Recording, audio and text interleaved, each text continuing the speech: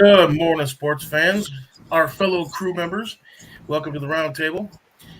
We, of course, as always, are joined by our friend Mr. Mike Stores. We got a lot going on this morning in the NFL, especially in the NFC, where we'll be covering. Uh, Jimmy G, Baker Mayfield. Who's that other guy? Homeless? I don't know. We'll find out. We'll find out what's going on with that. And of course, joining is Mike. How we doing this morning? All right, Nate, how you doing, sir? Mediocre at best. That's pretty much life nowadays. But, dude, we picked the wrong Sunday. Last Sunday we were having to talk about all this Green Bay Packer crap. And today, of all days, a week later, we're talking about that Green Bay Packer crap. So much has happened. But it's good Green Bay Packer crap because it makes the Packers worse. You know, as a Bears fan, I can certainly appreciate that. I mean, anything going on in Chicago? What's going on up there? I saw we had a player fail a physical. What happened up in Chicago this week? Oh, not too much. You know, weather's changing and that kind of stuff. Oh boy. Okay, you ready? I'm just gonna read it off just simply because. Always ready. So Bears signed defensive line Dustin Jones, 2-year contract. Signed Equimarius St. Brown, 1-year deal. They finally signed an offensive lineman. Matter of fact, another Packer, Lucas Patrick. They signed linebacker Nicholas Morrow. They released Bo Brinkley. He was a linebacker, I believe, or whatever he was. They acquired a 22nd draft pick and second round draft pick in 22 and a 6th round of 23 for the Khalil Mack trade to the LA Chargers. They released running back Tariq Cohen. I think he ended up getting like a $2.3 million injury buyout or something like that. Yeah, but he can still hit healthy before the season. So yeah, then he can possibly come back. Right. So then they released linebacker Danny Trevathan, which that's starting to see him go as well. They signed Patrick Scales, 1-year contract through 2022, which I believe he is in fact a long snapper. They re-signed offensive lineman Lachavius Simmons. They released Eddie Goldman. They claimed fellow running back Darrington Evans, and they signed linebacker Joe Thomas. And unfortunately, Larry Ogunlaleski, or whatever you want to pronounce his name. Tragically, his sore foot, of course, kept him out from passing that physical. So there's that nixing that particular signing, although we'll see what happens in the very, very near future. But that was just Chicago. Right. But what's important with that Chicago is you pull a player from the Packers. You pull a wide receiver, not a big name receiver for the Pack, but you got to take what you get when you're fleecing the Packers being in the NFC North. Yes, and I'm sure Brian Robinson is absolutely happy and thrilled about the fact that the Packers are essentially being just completely decimated. Now, what makes this so much more interesting, I guess you can say?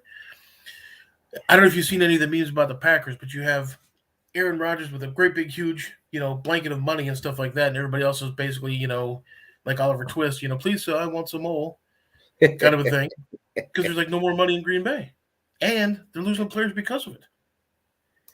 Yeah, DeVanте. It's rumored, right, that Aaron Rodgers knew Davante Adams wasn't going to sign anyway. That no matter what happened, they put him with the franchise tag. He wasn't on board with playing in Green Bay any longer. Green Bay offered them more money than the Raiders did, and he still ends up dipping out and heading to Las Vegas. If you're the Packers, that's a stupid thing anyway. Why would you tie up so much money in two positions? You're killing your cap. Yeah. Well, with the Aaron Rodgers deal, I think a little bit less goes on the cap just simply because it is what it is. But with Adams, for example, Davante Adams, I think he might have been looking for longevity as well as just the cash payout. So if you're looking for longevity, it's understandable. They were just going to franchise tag him, which is what, $8 million or $18 million or whatever it was. Yeah, so even though you're making, but it gives you time to get it done. You can still be there and get a deal done. He wanted nothing to do with it. He told me he wasn't playing on the tag, and he just wanted out. Now you got rumors, like I said, that Rodgers knew he wanted out. Even though Rodgers' deal didn't hit as hard as we all thought it would, it's not really that great of a team-friendly deal. I mean, if you really aren't happy there, if you really don't think there's much there, why not do what Kirk Cousins did and play for 35, 40 mil a year and then keep re-upping them every damn year? I mean, it doesn't make sense. I don't understand what's going on in Green Bay. Right. So if you got Tom Brady as the potential GOAT, I guess that makes Aaron Rodgers a anyway, another barnyard animal. Well, isn't the famous saying, pigs get fat, hogs get slaughtered? That is true. And I think that's what makes it kind of weird also, because I mean, I think Aaron Rodgers didn't necessarily want to be on a rebuilding type of team. And unfortunately, guess what? You're on a rebuilding type of team. He did it. He's the one that did it to him. He forced them to be in a rebuild. All these quarterbacks in the league are like, I don't understand how Tom Brady keeps winning Super Bowls. And then you look at Tom Brady, he's restructuring his deal to bring people in. Yeah. I mean, do you really need that extra $7 million that you're probably not going to spend in your lifetime? I mean, is it that important? Well, I guess the $7 million just goes for taxes, and then he kind of gets the rest. But I mean, at that point, it's just selfish. I don't know. It is. It really is. Because now you've lost offensive linemen. You've lost, the people you're throwing to. Your offense is basically decimated. So if your defense is, our defense is solid, it's going to be, number one. Cool, but you can't score any points. Yeah, I just don't get it. I'm just glad I'm not a Packer fan. Paying all that money to someone to lose in the playoffs just doesn't make sense to me. But confidentially speaking, I think pretty much everybody's happy they're not Packers fans. So 3 years, 51 a year, I'm pretty sure. Guaranteed. Fourth year, he's not there. There's no fourth year.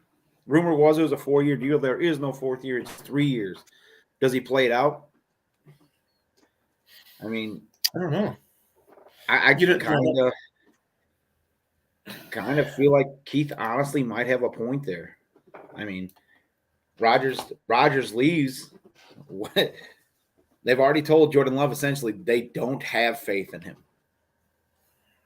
You know what I mean? So, with Aaron Rodgers being on, it's a very centralized type of deal for sure. How much of a team player is he really going to be? Because he's kind of shown the fact that he isn't really a team player. So I don't necessarily see them doing very well until he retires in 3 years. Yeah. Patrick Mahomes got $1 jillion because he's definitely a team player and he's definitely worth it. Fine, but he's young. But he's young. He's already got a Super Bowl. There's nothing but upside with him for the most part. You see how everybody else is starting to catch up, and the competition has become a little bit stiffer. But then you have the same thing with Green Bay and like even Chicago, even Detroit. The fact that division rivals, the Bears are definitely making moves to where they're probably going to, if they're going to make an impact next year, and then of course in 2 and 3 years it's going to be huge. Right, where the Packers going to be. That's what I said last week. I don't know if you remember our discussion last week. The Bears are setting themselves up nicely right now. I mean, this year, okay, you're gonna have to watch other teams win every Sunday. Maybe some Sundays you'll pull out a W. But honestly, who cares? You're building something there. You've got a great plan in place. I really think you do. You're building inside the trenches. You got a young quarterback. You really have no receivers still, but you're in the same boat as Green Bay. So what's it hurt? Minnesota looks like the strongest team in the division right now. With Kirk Cousins, once again, $35 million for a year to just be Kirk Cousins. But you still have Justin Jefferson there. You still have Dalvin Cook. I mean, they're not terrible. So the thing with Kirk Cousins is it's almost like, I don't know if you remember seeing the documentary several years back about the 92 Dream Team Olympic basketball team. And so you have – what's that? No, go ahead, Andy. I'm just being an ass. I would expect nothing less. Anyway, but documentary Dream Team. But you have John Stockton. They were stuck in traffic. John Stockton and his family get off, and they're walking around, and he can just walk around like there's, because nobody recognizes him. He's not like a Michael Jordan or even like a Charles Barkley. Yeah, that's just like a Kirk Cousin. He does what he does, but then you would see him on the street, like, okay, well, who's this guy? He must be one of those fantasy league guys, who knows a bunch about football or something like that. And you would never tell that he was a professional NFL quarterback. But he looks like he has that workman. Exactly. He has a workman mentality and things like that. But I just don't see him being that like absolute and utter elite quarterback who's going to be able to throw 300 yards and 3 touchdowns in the Super Bowl. I don't see that. Yeah, he's nothing spectacular. Maybe it's just me being a Bears fan. But so, like we said, DeVanте dips to the Las Vegas Raiders. And the AFC West, all right, you got possibly 4 of the top 6 teams in the NFL in one division. I honestly think you could take the AFC West and put them in any division in the league, and most, if not all, their teams would be top 4. I mean, let's look, okay? Let's go to AFC East. They're better than every team in the AFC East, top to bottom.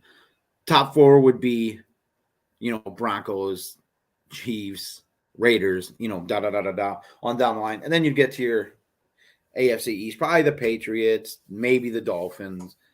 But yeah, so you go over to the NFC, and they're better than almost every team in the NFC right now, albeit maybe the Bucs would be like in there somewhere in the mix in the top 4. And then you got maybe Packers if they actually pull some stuff together. But honestly, where do you see the competition coming for the AFC West? Because I don't see it. The NFC is so weak this year. Bears. I mean, yep, yeah. So LSD doesn't stand for Lakeshore Drive in Chicago anymore, huh, Andy? No, it's absolutely true. The fact that you have, oh my goodness, Russell Wilson to Denver. Then you got all these different players. You go to Chargers, and of course Khalil Mack. You got that other guy on the other side, that Bosa fella. Von Miller's no longer there, but that's where you get Khalil Mack. And you're absolutely right. The fact that that particular division, any one of those teams could actually not only be a playoff team, but a big time playoff to where you might even be able to get to that super duper special game at the end. Here, hear this. We have how about the Rams, Cards, and Niners?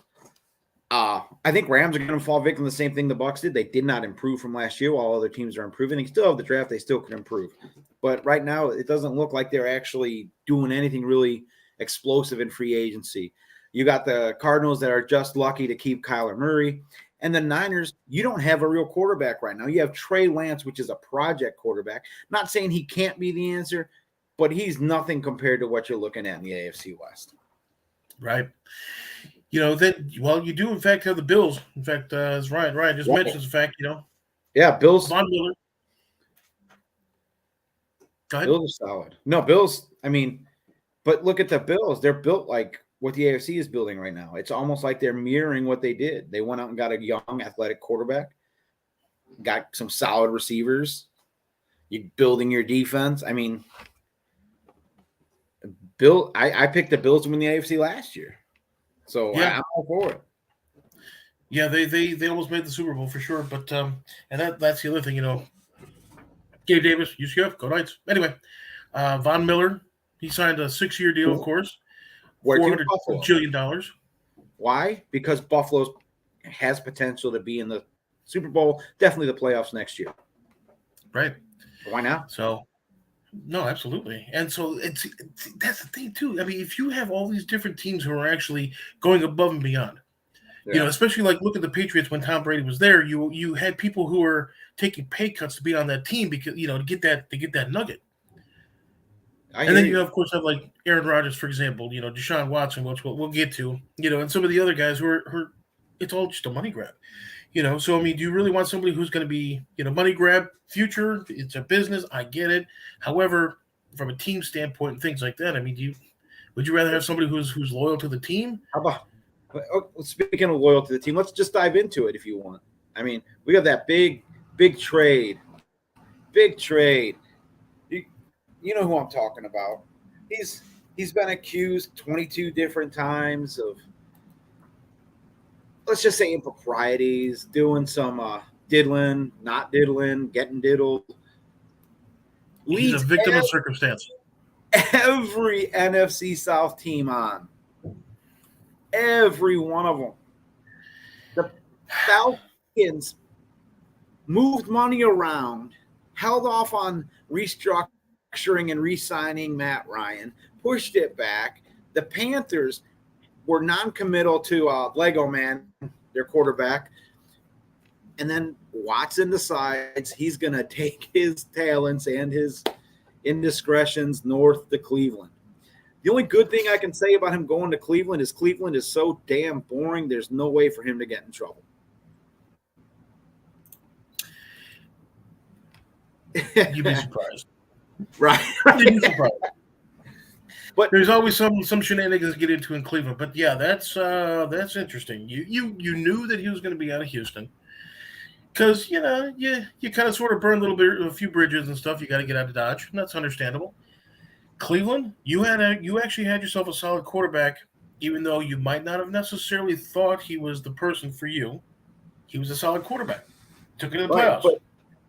But this point here, made by Ryan Butterbean Stout, that he would go. I mean, $230 million guaranteed. That's the largest guaranteed salary in NFL history. You had Baker Mayfield. Baker Mayfield changed the culture there. As much as it pains me to say it, Baker's a better quarterback right now for Cleveland. Yeah, the way that their team is actually created, you need that mobile pocket quarterback. Deshaun Watson, I think, is more of a kind of a run type of. I mean, don't get me wrong, strong arm and relatively accurate, but is his first action to throw the ball? I mean, he's kind of a hybrid. I think he fits kind of in between. So he's not really he's kind of like a Josh Allen, right? Josh Allen is considered a pocket passer. In fact, I didn't talk with, but conversation on Facebook with Big Game James, Canada, from Big Game Sports Buzz. We were talking, and he's like, why is the stereotype the NFL that a black quarterback, right, is a mobile quarterback, but a quarterback like Josh Allen is a pocket passer? Josh Allen is mobile as hell. Deshaun Watson is mobile. Josh Allen can throw. Deshaun Watson can throw. I really think you're looking at the same quarterback, just in different race. I think they're both like a hybrid. They both fit both needs. Right. I mean, so pocket passer, you can even go with like Teddy Bridgewater, for example. I would, especially with his knees and things like that. Definitely now. Well, yeah, coming out of Louisville, of course, again, go Knights, charge on. UCF, of course, beat Louisville, of course, in that bowl game, which didn't necessarily sit well, but he ended up coming out and going to Minnesota.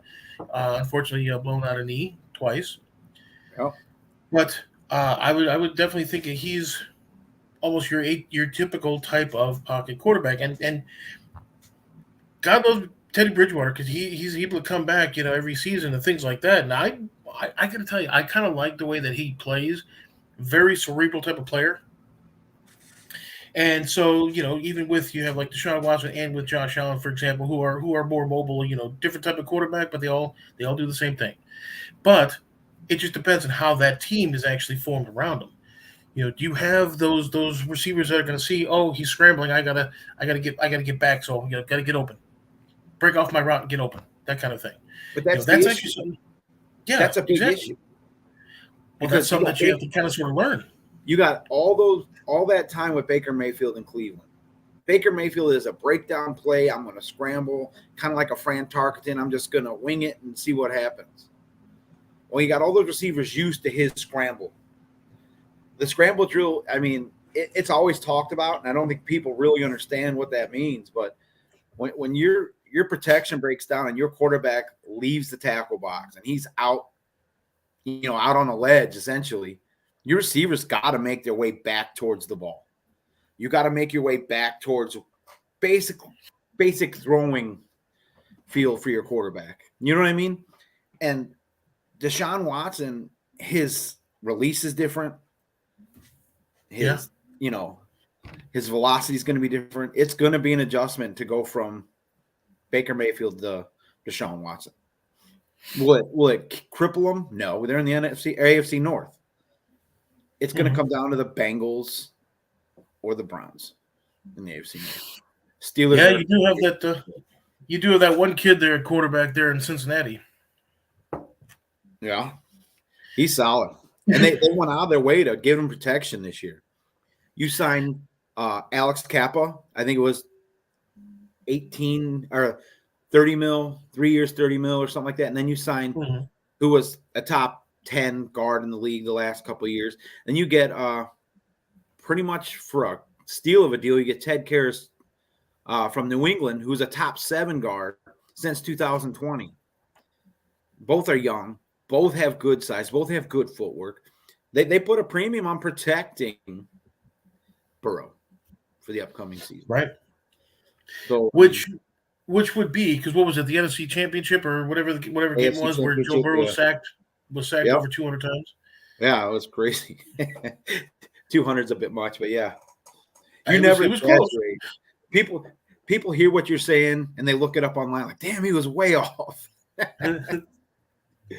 Well, they should understand about that things get a little paraphrased, but no, I think it literally was what 9 or 11 sacks that game. It was crazy. Hit for I don't know how many. It had to have been close to 100, 150 yards that he lost. It was just absolutely insane. And then to come back and win it at the end, it's just whew. Right. But here it is, 9 times Titans. Yeah, it's crazy. That's and to win, you're sacked 9 times, you lose all those yards, and you win. Right. Some quarterbacks can just do that, though. Some quarterbacks will their teams to win. Right. Being a Tampa fan, speaking of quarterbacks that will their teams to win, I don't know if you guys heard the news. Bah, bah, bah, bah, bah. He's back. Who's excited? Andy, I know you're excited. Brady I can is barely back. contain myself. I got to tell you, it's almost time. It's almost time. Yeah, it's time. Yeah. It's time for me to get on the Sador soapbox. Here we go. The return of Tom Brady back in Tampa Bay. Wake me up when you're done. Oh, I got time. Here we go. And Stout and Jerry and no one can stop me. How great is this? Brady returns. Jensen returns. Alex Kappa goes to the Bengals, but Jason Light pulls a miracle and fleeces the Patriots. Yeah, the Patriots. Shaq Mason, top 3 guard in the NFL for a 5th round draft pick. You got to protect what's important. And that's where we live with Tom Brady. Chris Godwin's deal gets done. He's only going to hit the cap for $5 million this year. You got Devontae Adams going to Vegas for a king's ransom. We got Chris Godwin for $5 million. The man only drops in his career, I think it's like 4 or 5% of his passes thrown to him. Pretty unbelievable. A certain 8,000-yard receiver restructures his contract again. Mike Evans frees up more cap space for the Bucs. They go out and they get Russell Gage from division rival Atlanta Falcons. Cam Brate restructures. Vita Vea restructures. They lose Jordan Whitehead to free agency, but pick up Logan Ryan to replace him. Cap space is growing. There's still a couple free agencies I'd like them to visit. You really think they're going to land Gronk within the next couple days? hopefully by next time we're on, I'm talking about how great it is to have the greatest tight end to play the game back in the fold in Tampa. You got the possibility of Leonard Fournette coming back to the Bucs. Oh my God. I smell it. That Super Bowl stew Jason likes cooking. Andy, you want a heaping bowl? That's it? That's all they've done? Oh, that's it. Nothing major. It's not like they're recruiting Julio Jones or anything. Well, and Cole Beasley's out there. Julio Jones. I just remember reading a couple little blurbs saying that the Bears are looking to possibly be the landing spot for old Julio, which would be interesting, actually. It makes sense. It does make sense. With some of the moves the Bears are making, but I think it was a Vita. Of course, I think he just got married, wasn't it? I think I remember reading. So, congratulations to him on that for sure. But I don't know. I think once things start to mesh, they might give one of those other teams in the West, AFC West, a little bit of a run. Because Mike Evans, good team player there. He's gonna restructure. Tom Brady would be more than willing to restructure. You got your running back. Hopefully you're gonna get your receivers. Your defense is, we'll work on the defense a little bit. Speaking of working on the defense, the Raiders let go of former Buccaneer captain Carl Nassib. I mean, he's the first openly gay player in the league, but the man has a motor. I mean, good off the edge, good against the run. He was really just coming into his own when he was down in Tampa and earned his captaincy. I would love to see the Bucs go after Carl Nassib and maybe even let JPP entertain leaving. I know it's not going to rest well with Bucs fan letting JPP go, UCF, but I mean, it doesn't make sense to bring him back at a large hit. So if he's willing to take a cap-friendly deal, you keep him. But other than that, I say bring Nassib back. Well, think about it. You have Trevathan, of course. He just got released by the Bears. He might go to Tampa. There's a couple places he could land because he is actually a pretty solid player. He's not like a Roquan Smith or anything like that, but he's a pretty solid player that's going to give you, oh goodness, what, anywhere between 50 and 80 tackles. Several sacks, things like that. And he does have that type of motor where he's always going to be on, near, or around the play. He really is. Oh, yeah. But that being said, I think, if he actually can, if your player there, if he can actually go to your team, unfortunately, I think that's going to end up being a good thing for them, bad thing for everybody else. Oh, yeah. There's still some good talent out there in free agency. I mean, right. Teron Armstead, 3-time Pro Bowl tackle from the Saints, is still out there. May possibly take a visit to old Chicago. Now, is he going to Chicago or Arlington Heights? Arlington, well, probably Heights. I don't know. Scheitz? That's kind of German. You know that, right? Absolutely. Pretty close. Means bagel. Anyway, but there is a strong possibility Bears are still looking for some offensive lineman. Their new GM was an ex-offensive lineman. So I think if they can get that deal done, solidifying that offensive line, holy moly, that would be awesome. But do you take a flyer on a 31-year-old offensive tackle? I mean, he's 31. You're building. Absolutely. Because look who we've had in the past that have actually had that. Orlando Pace. We made sure that he had already played 37 years and had like multiple injuries before we signed him. Cool. Who did we just get a couple 2-3 years ago? Dude. Exactly. Yeah. Exactly. So we made sure he had played for several years and, before we actually got him as well. That was, oh goodness. Now you made me draw a blank here. But for some reason, we absolutely love to get the older, shall we say, more experienced offensive tackles. This guy's still got some gas in the tank. That's the thing. He's solid, and he's played in a good offense. He can pass block being from New Orleans. It's not long pass block, not like your long 5-step drop. They usually do almost like a West Coast offense, quick pop and pass type deal. Sure. But I don't know if he fits with the Bears with Justin Fields because of how his game is designed. I mean, Fields relies a lot on his legs. I'm not saying that he can't throw the ball, but his mobility, if the Bears do to Fields what they did to Trubisky, you're going to see people rioting in Chicago.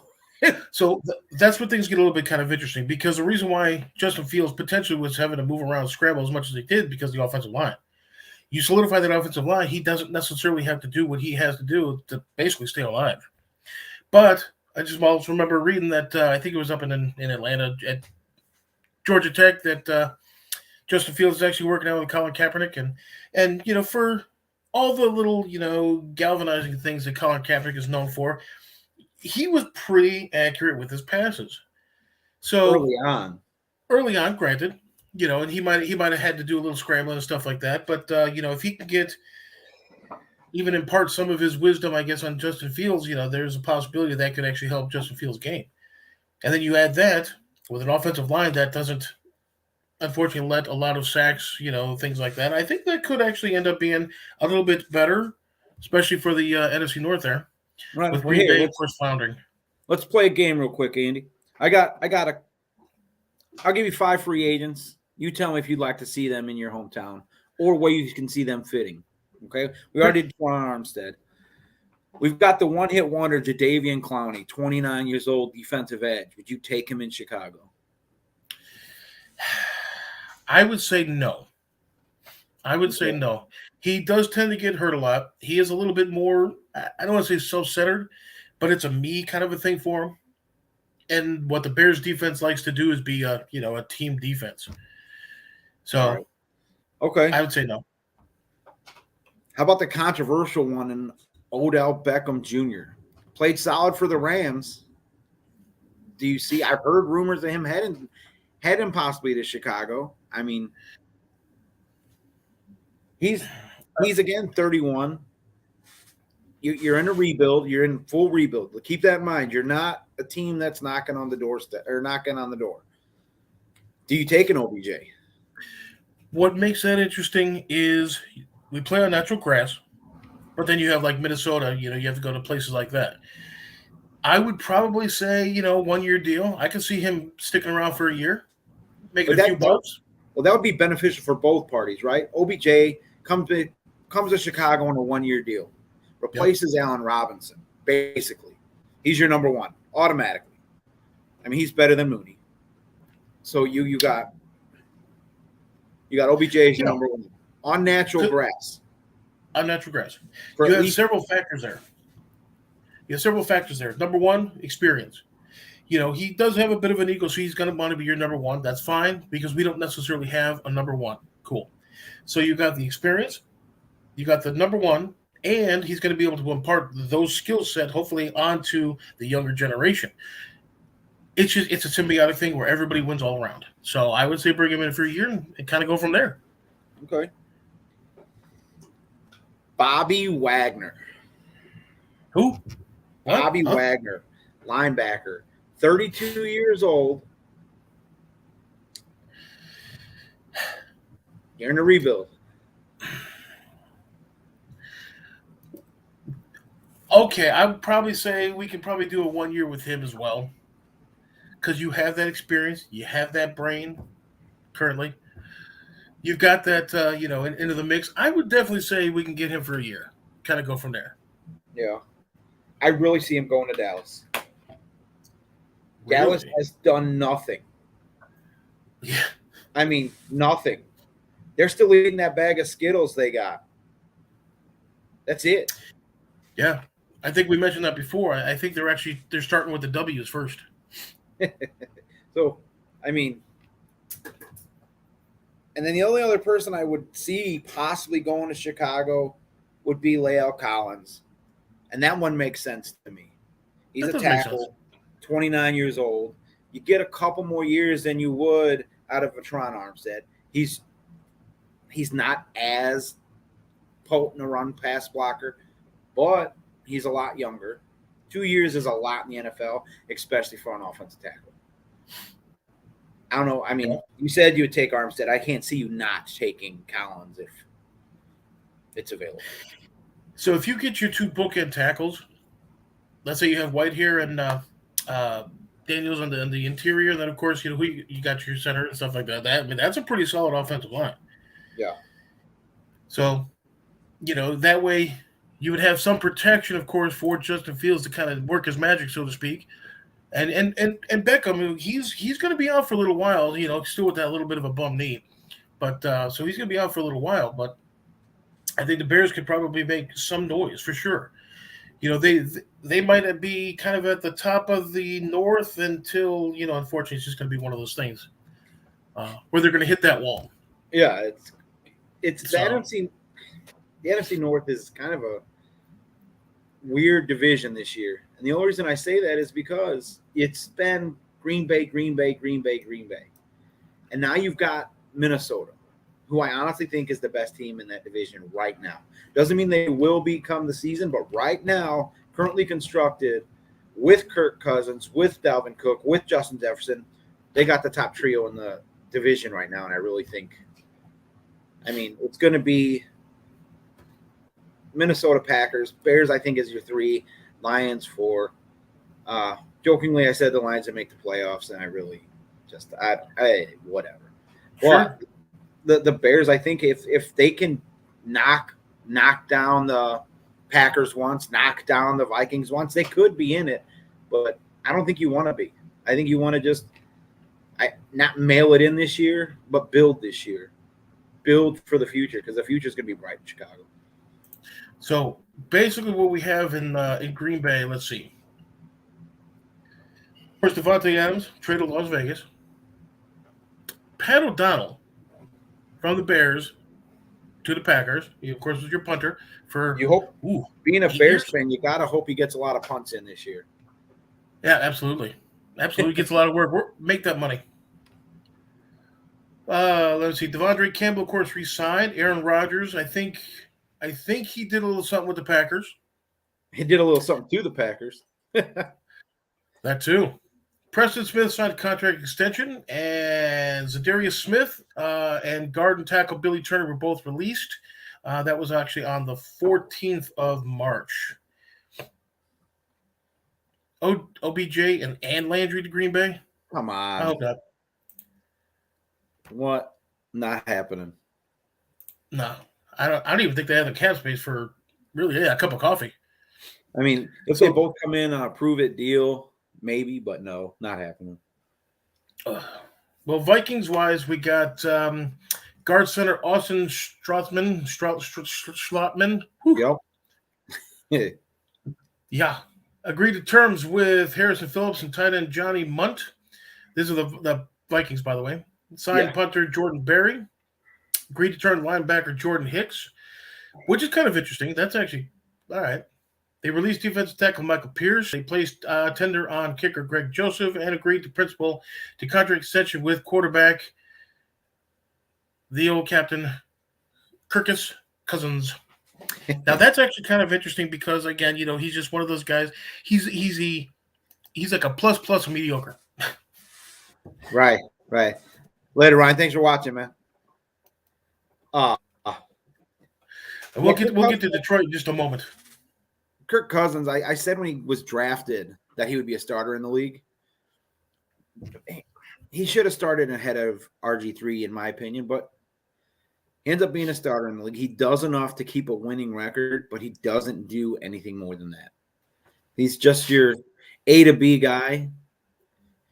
I don't think he's ever going to get you to C, yet alone Z. So like a medium-sized fish in a relatively small pond.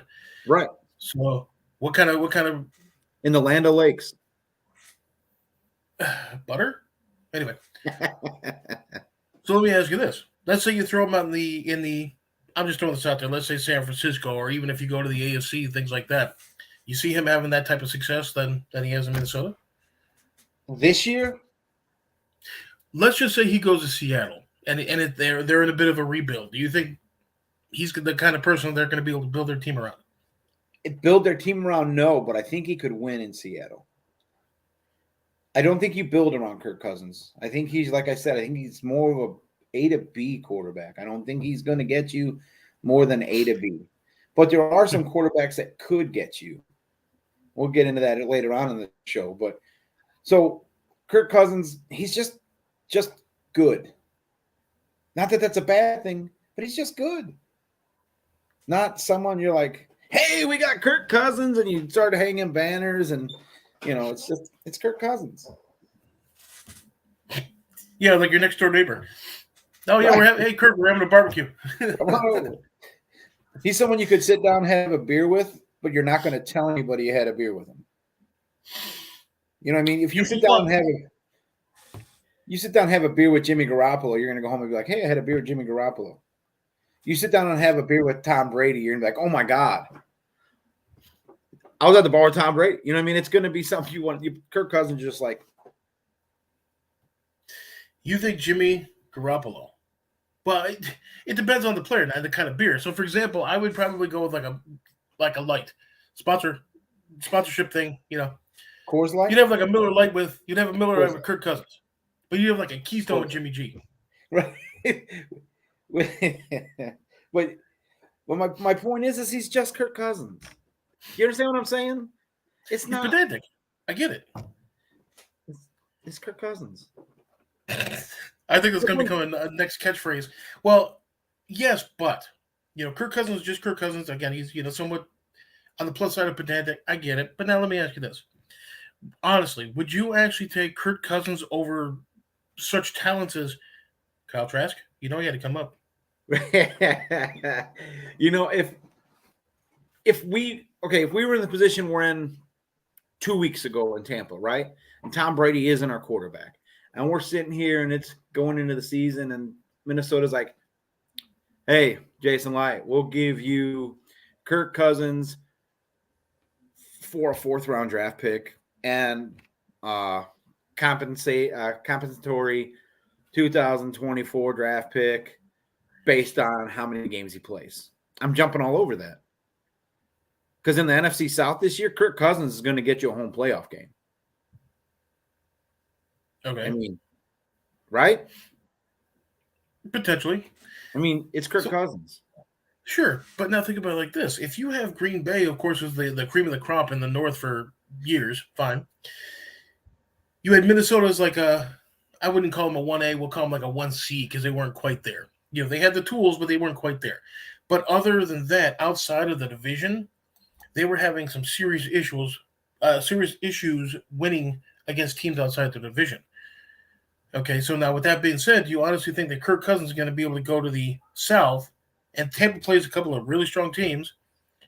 Tampa has the toughest schedule in the league. That's what I'm saying. So, I mean, do you really think that he's going to be able to win in that type of scenario? He wins, just not when it matters. That's true. He's kind of Jay Cutler-esque. Yeah. I think Jay Cutler got a little bit of a bum rap simply because of the offensive line. At 1 year, 2 years in a row, he was like the most sacked quarterback. Yeah. I'm not saying bring back Jay Cutler. That'd be kind of cool. But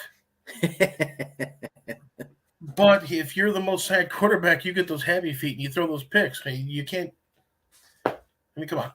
Okay, here. How about this? If you're the Minnesota Vikings, do you take Jimmy Garoppolo over Kirk Cousins?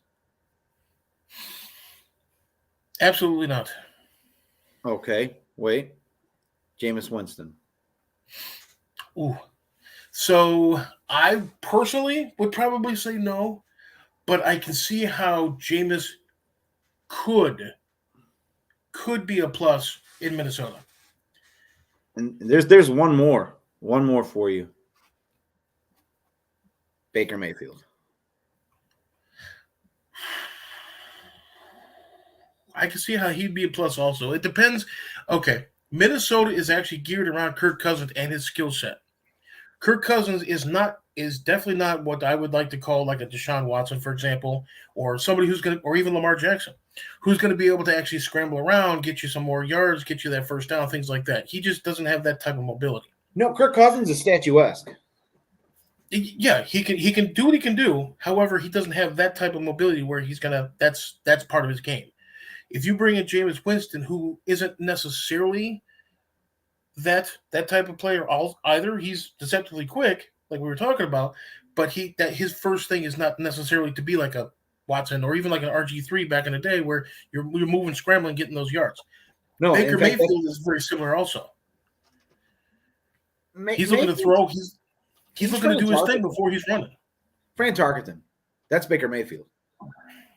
He's going to scramble around. He's going to keep the play alive. He'll run if he has to. Baker Mayfield's more going to sling it and hope it gets where it needs to get to. Right. Exactly. But having said that,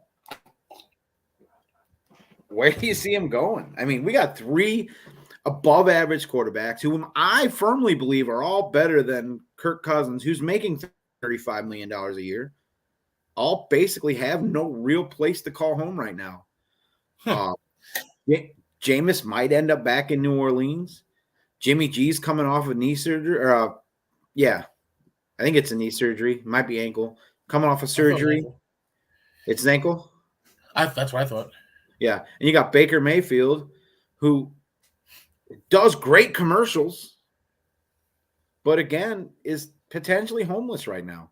They don't have a place to lay their head and call home or lead a team. So, I mean, where do you see him going? There's openings in the league. Right. So who has that game set to actually play in Indy?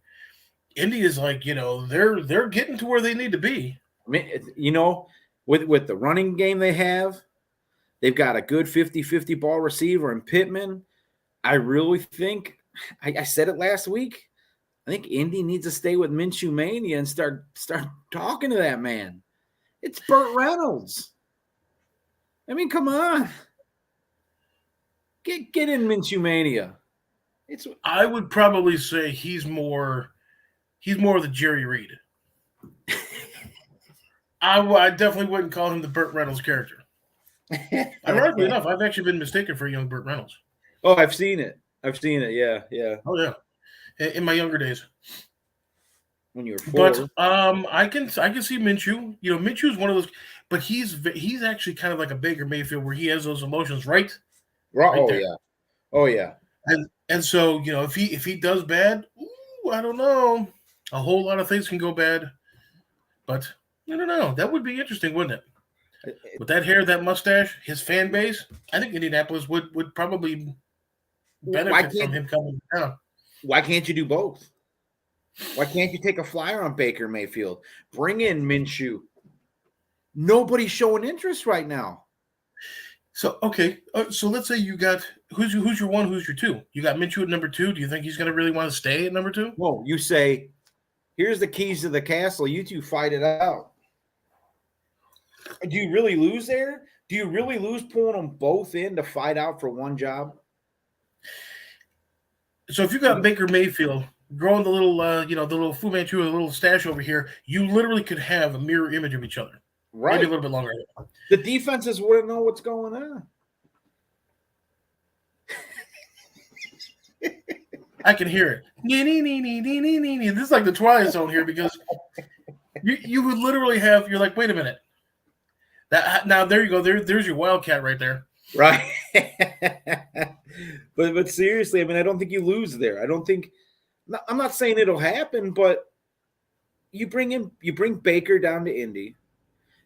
Minshew is still an option. You bring Minshew with you because you've already traded Jacoby Brissett. You already got rid of Brissett. He's up in Cleveland now.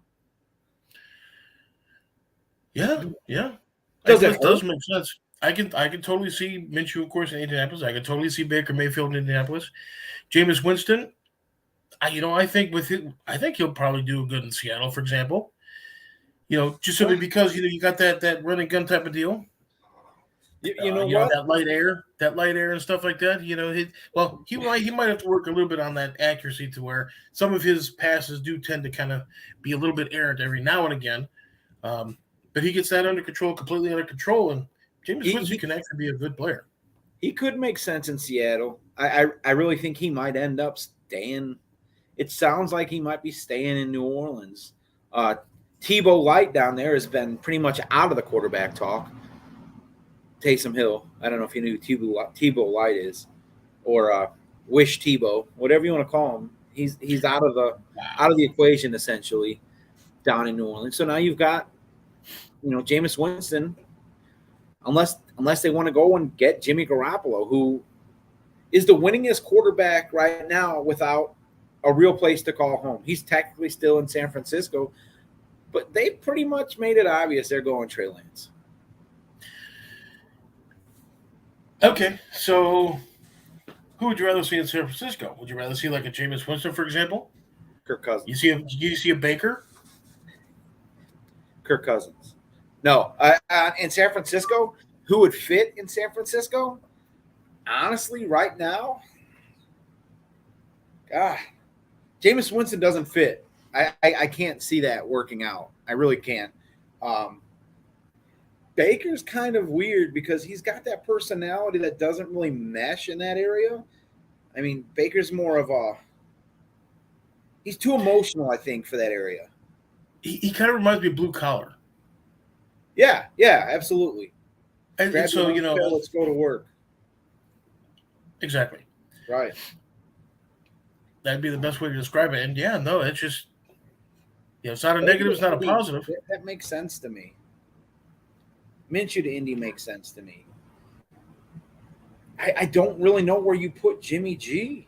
I mean, he has the potential to be a starter in the league. Don't get me wrong. He's a good quarterback. Not great. Better than Cousins, but not great. But where does he fit? I don't know where he fits in the NFL right now. What's up, Donnie? I don't know. So Donnie, where do you think Jimmy Garoppolo fits in the NFL? Where do you think he'll fall? I mean, I don't see a natural fit for him other than San Francisco. Well, you can always put him in Detroit. They need a quarterback up there. That might work. I mean, they have Jared Goff, but I mean, they're not really shopping for a quarterback. But Jimmy G might work in New York or in Detroit. He might work in New York. I don't know. You do have those New York teams. Yeah, I don't know where he really fits. I mean, I don't know. Jimmy G is an enigma right now in the NFL. Just because he's coming off that injury, he has no.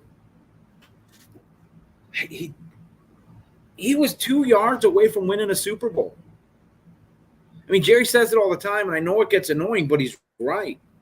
If Jimmy G wins that Super Bowl, you don't have Trey Lance in San Francisco biting on his heels. You know what I'm saying? Ooh, as a backup in Jacksonville, that's wow. I've never entertained that idea. Jacksonville's spending money like they're drunk at a bar and it's closing time. They got to get a couple more drinks in. Well, I mean, they're throwing down now. They have to look at the entirety of the year last year. You got that old Florida coach. he just decided to go off the rails, and everybody else decided to go with him. So, but they're going to end up with the first pick this year again, aren't they? They have. I mean, it's ever the short. I think they might have been the first team that actually would have had negative wins. That's how bad they were at certain times. I mean, and Trevor Lawrence is not that bad of a quarterback. Matter of fact, he has a certain skill set that if you actually give him a little bit of time, he could conceivably pick you apart. However, he hasn't had that time. He was just like Joe Burrow, of course, when he was running for his life. So you snap the ball and you already have somebody in your face. That's a problem. No, I get that, but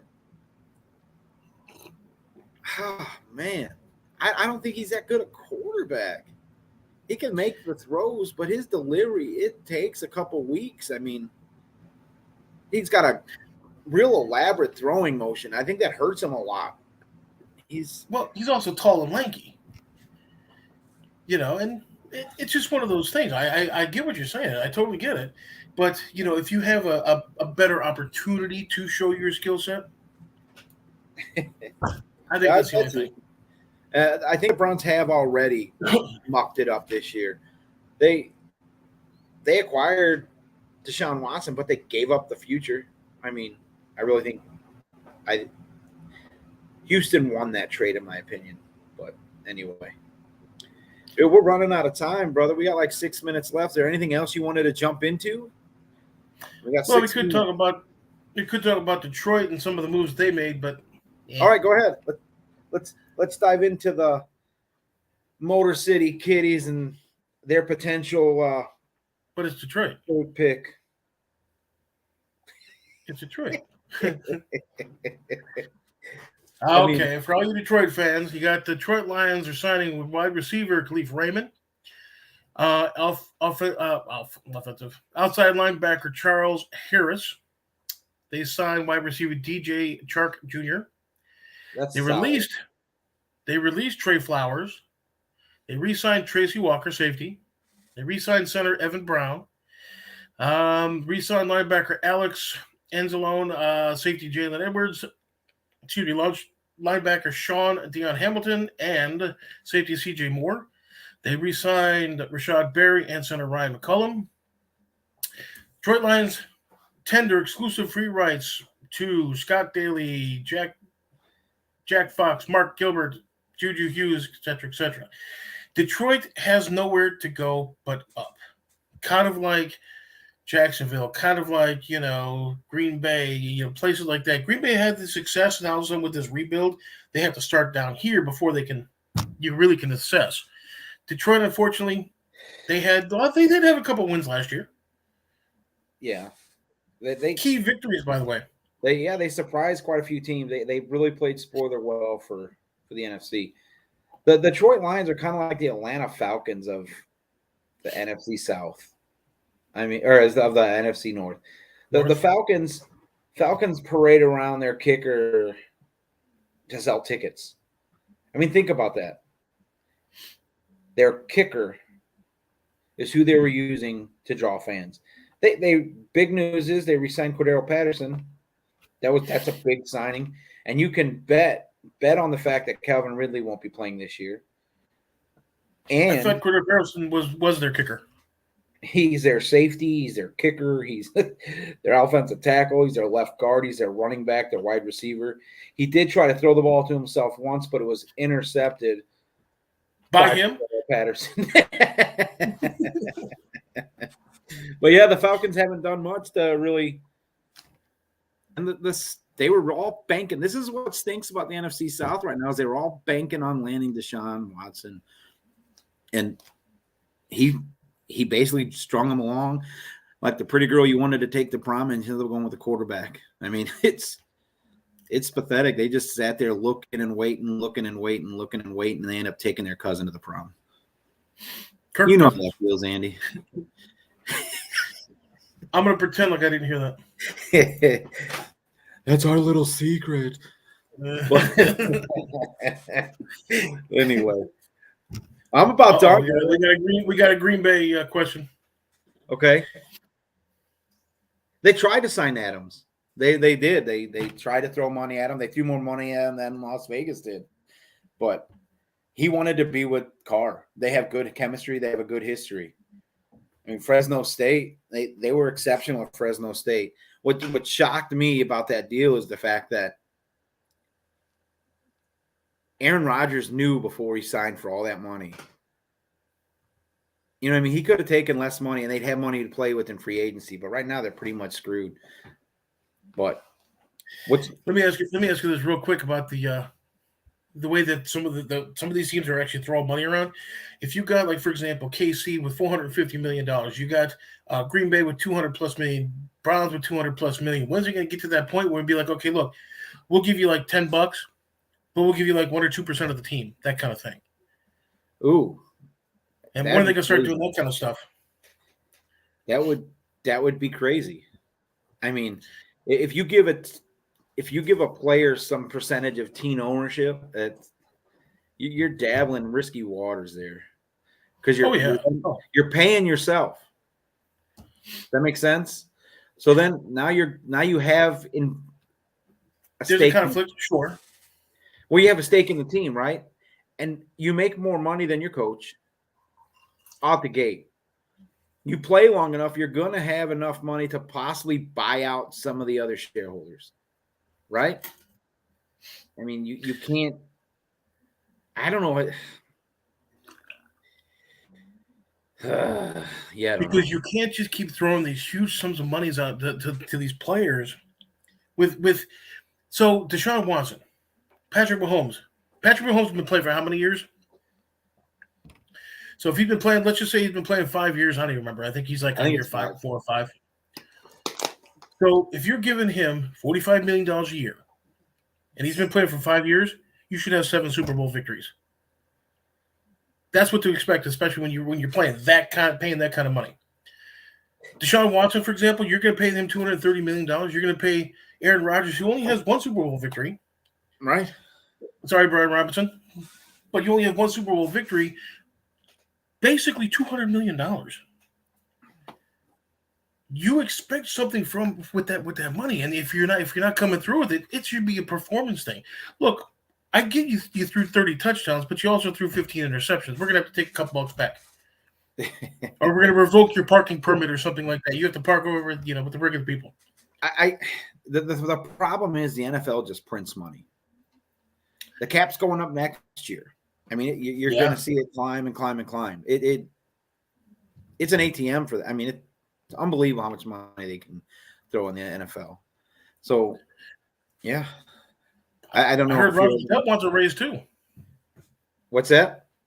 I heard Roger Goodell wants a raise too. He's going to get it. The league's never thrived like it's thriving right now. Through COVID, through everything, the league has survived and thrived. So how can you not? But anyway, man, we're running out of time, brother. I got to tie this up on my end. Anything else you want to cover before we cut out of here? No, just the fact that the Bears going to be undefeated next year, Super Bowl victors.